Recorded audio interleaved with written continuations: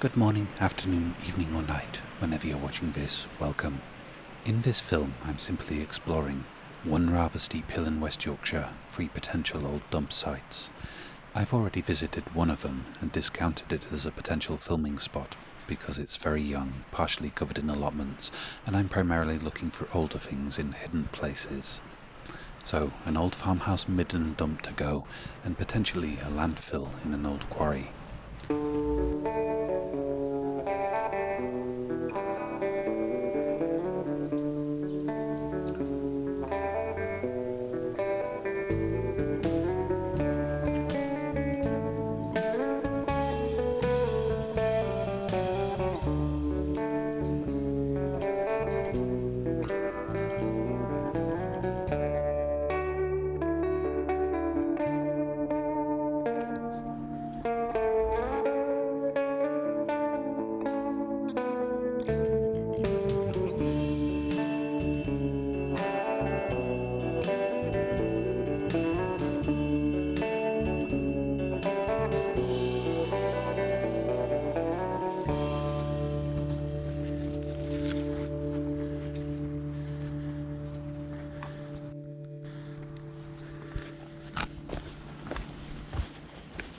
So, somewhere along that track that I briefly filmed used to be a place where a few farms would dump their household rubbish, just throwing it over the edge so it tumbled down the hillside.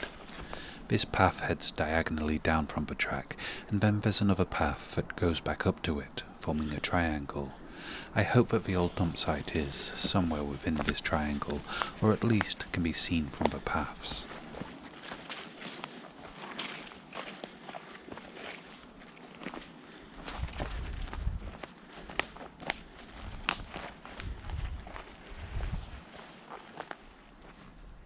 I stand 1 meter 83 centimeters tall.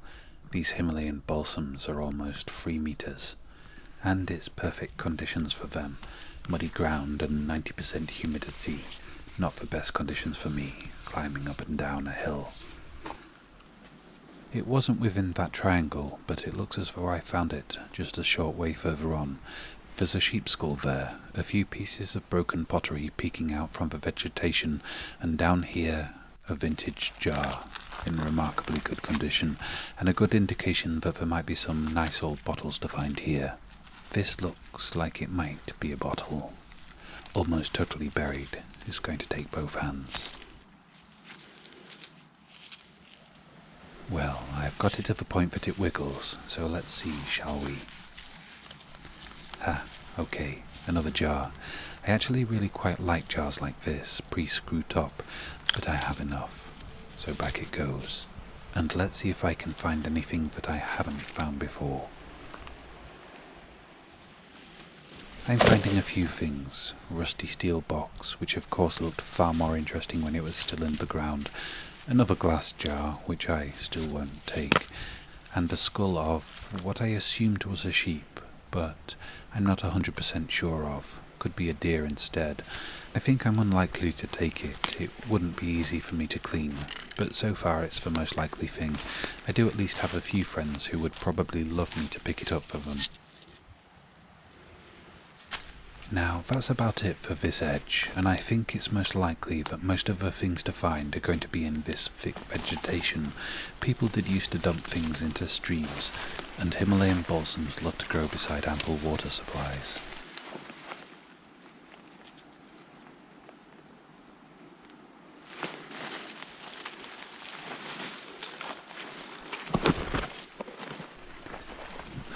Actually, this seems to be a tiny stream bed. No water running at the moment, but let's follow it down and fingers crossed there might be some modest treasures to find. This thing is from machinery, a stack of aluminium discs held together by iron. Not something I can identify. If you can, do say. I do apologise for the squeaky, scratching noises. It's when plants brush up against the microphone. I will try to minimise that. Sauce bottle with a broken neck and no branding. Plain pottery, probably a plate. screw-top bottle with the top still on, and I see a potentially nice one down there.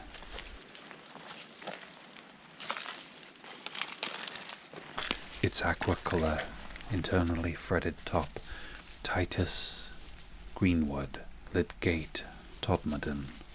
Looks like 1910s to 1940s, but with a specific name and location I can probably narrow that down much further. And I have some friends who live in Lydgate who might like this as a gift. Another jar, but it's slightly unusual. Not enough to make me take it. Something round. It's a top of... just a jam jar lid, or conserve. Let's see. Cherry blossom. Can't make out the rest, but I'm curious enough to take it and clean it. Ooh. Stoneware, master ink pot, or stove blacking pot.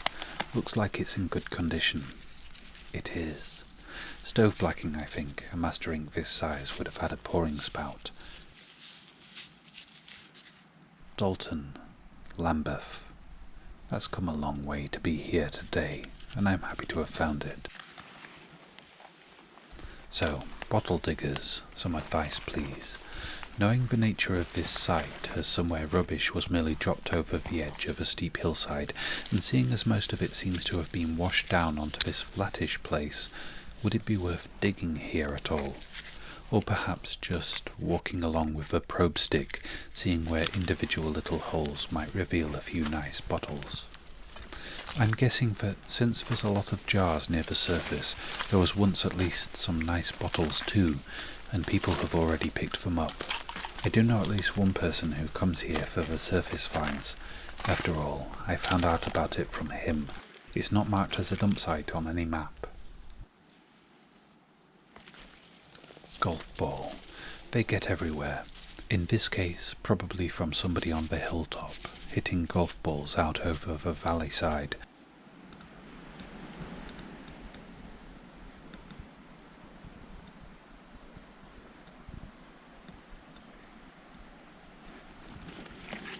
Metal thing. Mystery of metal thing. I'm not too sure what it could be, but I suspect it's something from farm machinery.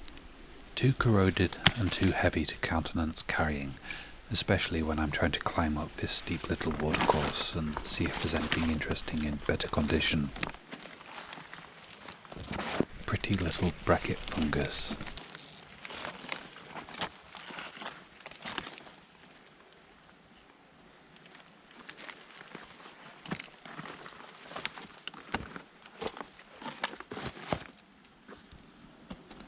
I've moved out of the stream bed because I spotted this. Probably nothing more exciting than a sauce bottle. Yes, plain sauce bottle, but with a nice moss ecosystem inside. I do like the idea of terrariums, but I doubt I could keep this one alive, so back into its hillside home.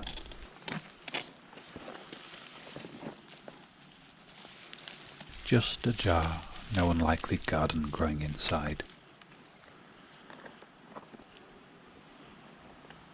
Over there, a bottle sticking out.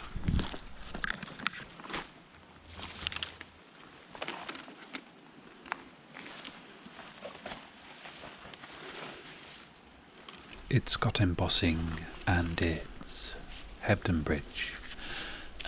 James Simpson.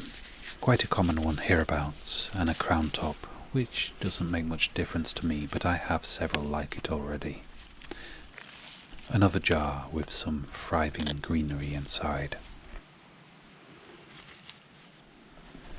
Back into the stream bed, which is actually starting to look a bit wet, and I can hear flowing water somewhere up the hillside, so it must be heading underground into cracks in the rock, quite unusual in this local geology, and unlikely to result in any cave big enough to go caving in.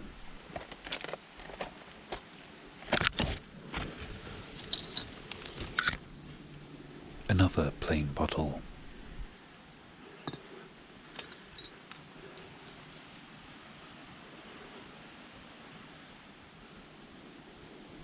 Another vertiginous bit of hillside, another potentially wonderful bottle. Hope springs eternal.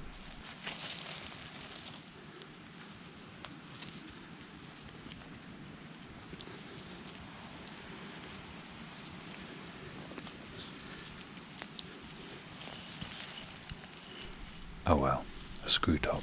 Looks like it's got poison ridges, and yep, it's a bleach. If that was any other colour of glass than no colour, I'd be taking it. Somehow I want to get into the middle of that holly tree where the stream is. That's, yes, a little brill cream jar, beloved of rockers in the early 60s, and still sold today. I fear the camera work is going to get bad in here, so I'm sorry in advance for the scratching sounds, the shakes and such. I may mean to get down to those bottles, and the only way I can figure through this puzzle of branches is sideways and around, in a downward spiral, all the while trying to avoid the spiky leaves, which are fully capable of drawing blood.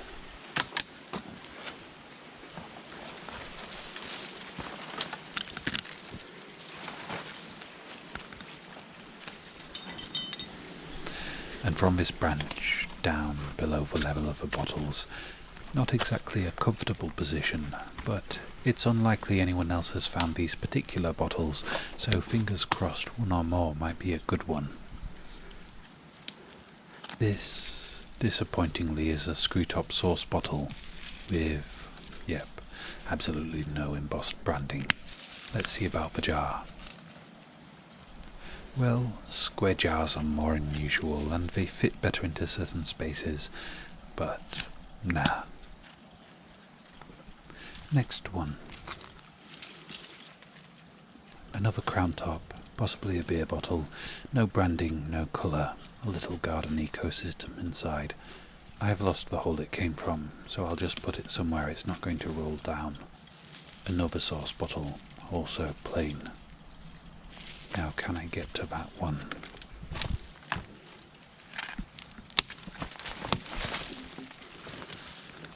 I can, awkwardly, and nope, no reward for the extra effort this time.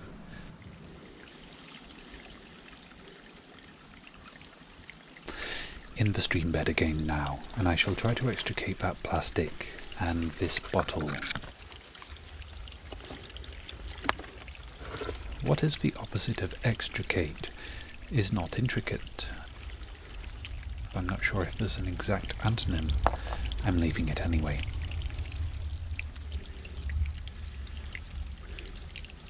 I'm trying to figure out if I can climb up to that metalwork that I can see up there. I've just realised that in thinking about words I forgot about actions, and when I'm done here I'll have to go back down there to remove that plastic. And this is a what? Basket? Or cage? Looks like there's a bottle, a broken bottle, maybe a cordial bottle, and the metal is quite stuck in there. I do know that some of you will be shouting hamster cage because this sure looks like an exercise wheel, but it's not a full wheel. Maybe it was, but maybe it was something else. And there's a few more iron pieces, slowly rusting away to nothing. Now upstream, before I head downstream again for that plastic. An old wheel which the moss seems to like. Anything else? Yes, just a very short, torn-looking piece of copper pipe. That almost makes this foray into this awkward spot feel worthwhile. I see something more up there.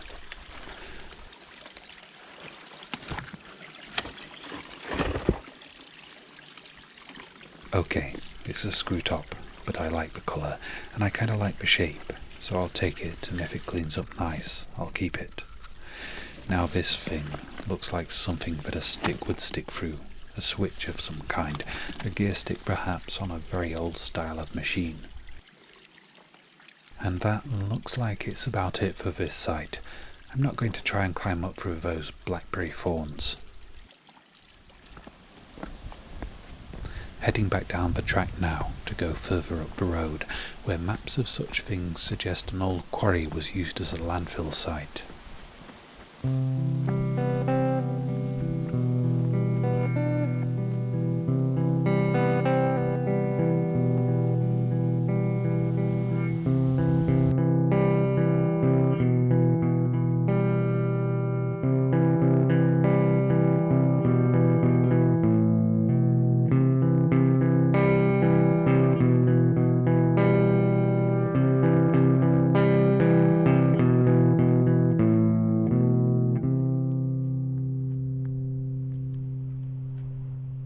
It's quite a beautiful cliff face and would be fun to climb up, but I can't see any sign, other than modern, that this was used as a dump site.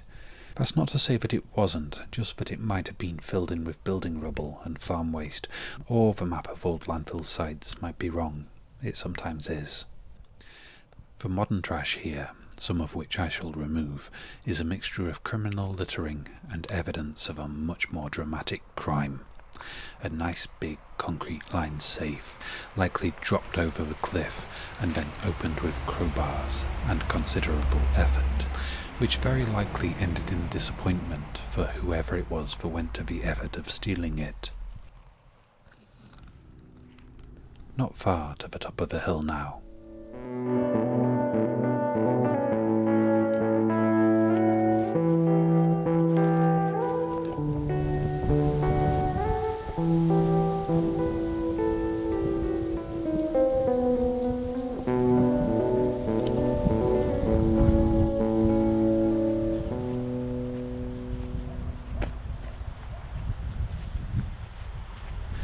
Back now at the bottom of the hill, and I am pretty tired, but I thought this place is right here, and so why not just check it out? A fourth potential site.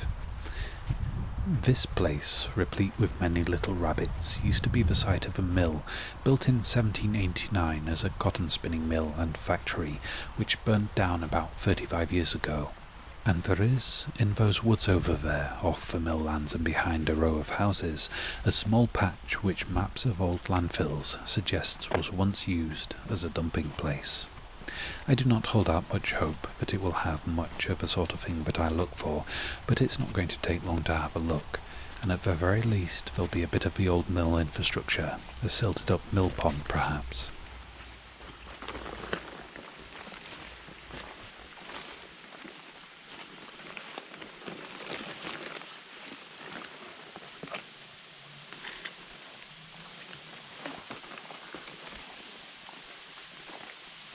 That looks like a shed roof, missing the shed.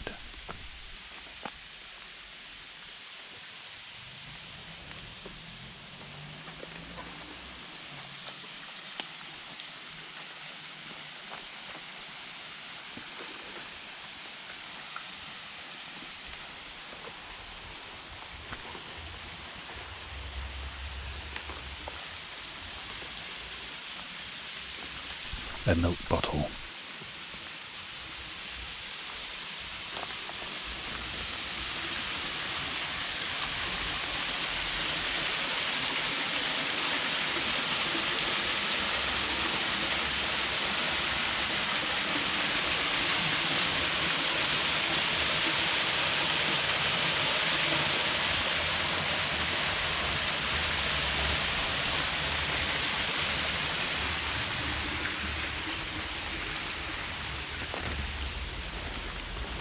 The putative dump site would have been up beyond this wall, right about where the wall has collapsed, and since there seems to be nothing much here beyond some garden waste, no vintage bottles, no bottle digger holes, and nothing to see in the spilled down soil, I have to conclude that this will probably not be a good place for its very own mudlarking or bottle digging video. A stream walking video perhaps though. This place does have two pretty little streams that cascade down a steep little wooded valley into the mill pond. It's a very pretty looking little valley as seen from the roadway, which is only about 50 metres upstream. But clearly visible from the roadside, there's about 5 prominent signs nailed to trees saying, "Danger, keep out." So when I've got the energy and the inclination for a little danger, this is a maybe. And now, time to trudge tiredly home. And roundup time, which of course will be very short because I didn't find much worth bringing home.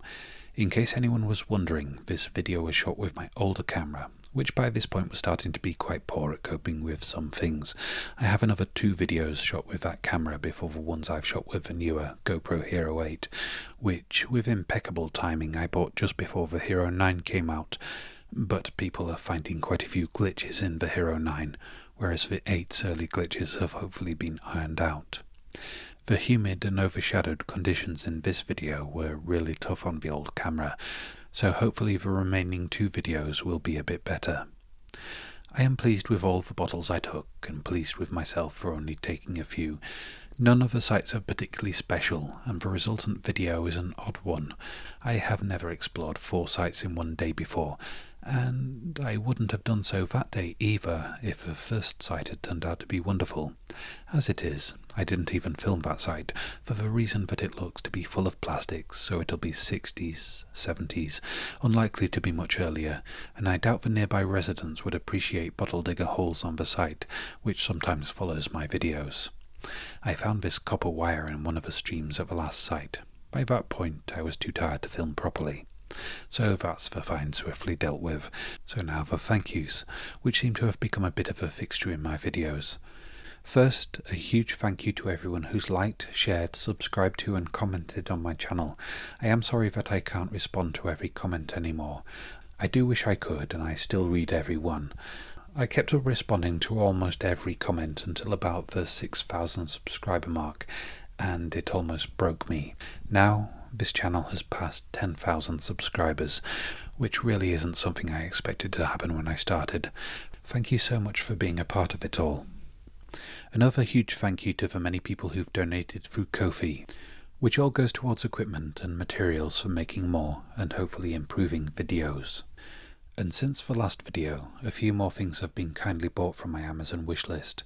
Carrie Bayer bought this cutting mat, which will be invaluable in my planned crafting videos. Thank you so much, Carrie. This meter ruler will also be invaluable and often used. It didn't come with a gift note, but I suspect it might be from Carrie too, because it was bought at the same time as the mat. If so, thank you again, Carrie, for your wonderful generosity. And if it wasn't Carrie, then thank you whoever you are.